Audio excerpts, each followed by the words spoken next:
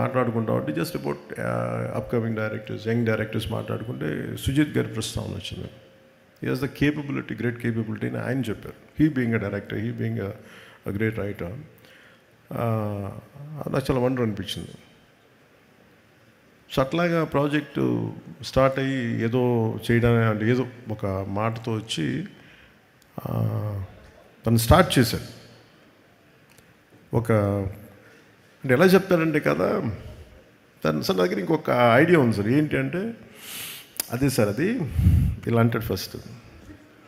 అది ఏంటిదని నేను చూస్తున్నాను అంటే ఒకడు ఉంటాడనమాట అంటాడు, ఏ కళ్ళు లైట్లు తగ్గుతున్నాయా, నా కళ్ళు డిమ్ అవుతున్నాయి, నాకు అర్థం కాదు, తగ్గుతున్నాయా ఒకడు. నాకు చూపు మందగించిందని భయం వేసింది. ఒక అంటే ఇప్పుడు ఉదాహరణకి సార్ ఒక బ్యాక్ స్టోరీ సార్ అంటాడు. ఆహా అన్న, నాకు 5 నిమిషాల్లో నాకు నాకేం చెప్పాడు, విజువల్ ఫ్లో చూపించాడు, ఒక విజువల్ బుక్ చూపించాడు. ఇట్లా ఉండొచ్చు సార్ పాసిబ్లీ, ఇది థాట్ అని. అందులో ఏంటో ఒక సమురాయ్ కత్తి ఉంది, ఒక జపనీస్ డ్రెస్ ఉంది, ఒక గ్యాంగ్స్టర్లు పట్టుకున్న తుపాకులు ఉన్నాయి, పోనీ దాంట్లో డైలాగ్స్ కూడా ఏం లేవు, ఓన్లీ విజువల్ ఉంది. నేను చూశాను. సరే నాకు అర్థం అవుతుందంటే నేను ఇంకొక 5 days తర్వాత వస్తాను సార్, మొత్తం ఐడియా పట్టుకొచ్చాను. కొన్ని 5 days తర్వాత పట్టుకొచ్చి కంప్లీట్ ఐడియా చెప్పాను, చెప్పలేదు నాకు. అదే ఇంకొంచెం ఎక్స్టెన్షన్ చేసి చెప్పాను. నాకు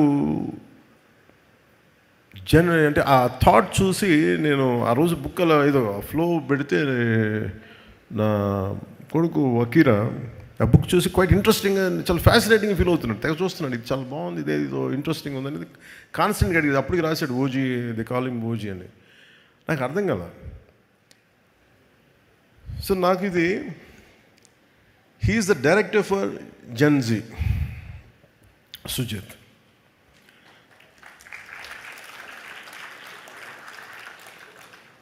అంటే టఫ్ ఫిల్మ్ మేకింగ్.